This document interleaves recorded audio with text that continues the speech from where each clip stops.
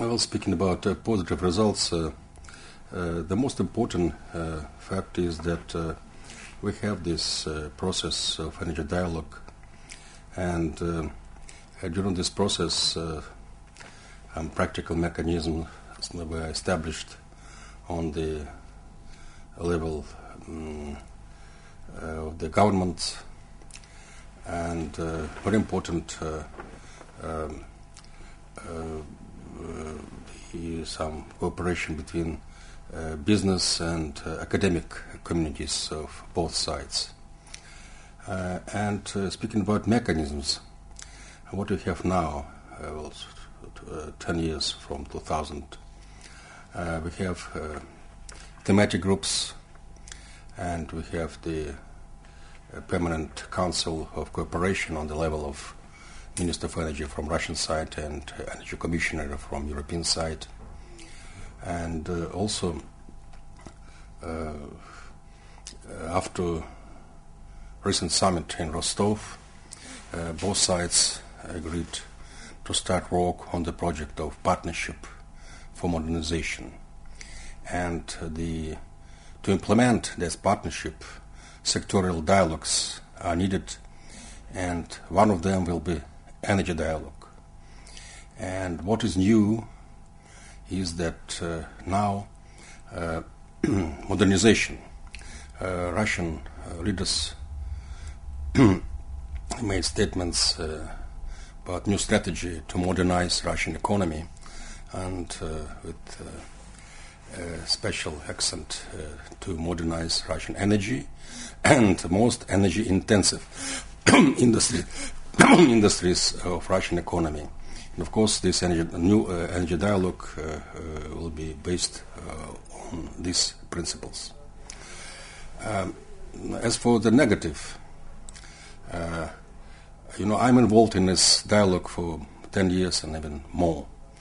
Unfortunately, it is formality, and we prepared good statements, papers, but in practice, many projects, many business agreements are signed and realized beyond the framework of the energy dialogue.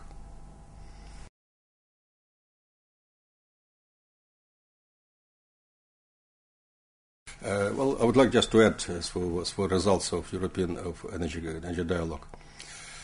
There is the energy dialogue between Russia, between Moscow and Brussels, and at the same time, there is the successful and efficient bilateral cooperation between Russia and specific countries like Italy, Germany, France, Great Britain, the Netherlands, Czech Republic, Austria, Poland, and so on.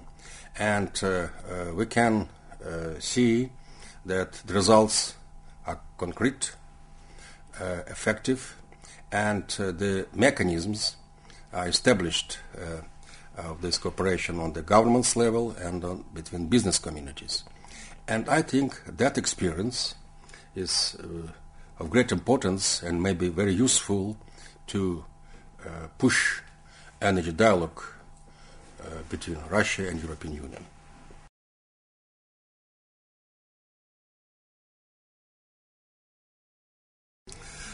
My understanding is that one of the challenge of this dialogue is excessive politicization of that energy dialogue, and economic interests are also the great priority. Of course, we mean to improve the political stability in Europe through energy cooperation. But excessive politicization, I mean just when there was the enlargement of European Union, the newcomers, they brought some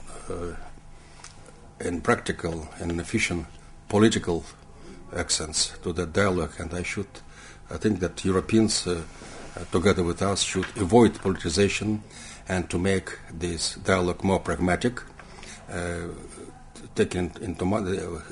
in mind that we should promote business cooperation, and we should promote realization of specific energy projects between Europe and Russia.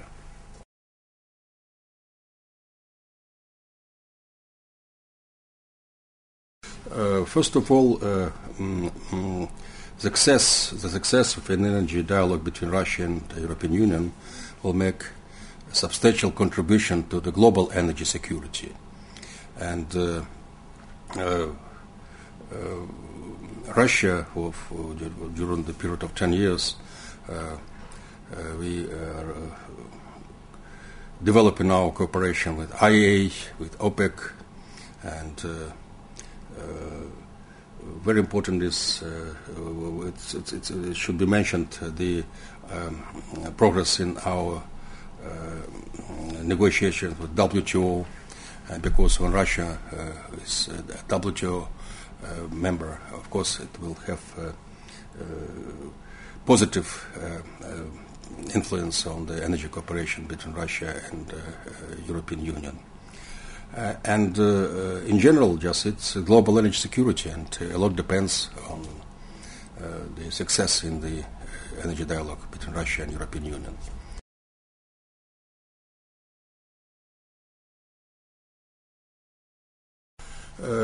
Yes, in a way it would have some influence. The ideas of the third energy package from European side means to develop competition, to develop market, and to have more players in the energy markets of Europe. First of all, it's electricity and gas. But anyway, I think that then this third package was designed. Some points were not taken into consideration. First of all, it's energy security of Europe, and whether gas market of Europe will be attractive for suppliers, for investors, and what reaction of the third package we may see in among the producers and the suppliers of gas to Europe. So, and investments. Whether gas infrastructure in Europe will be attractive for investors from outside of the European Union.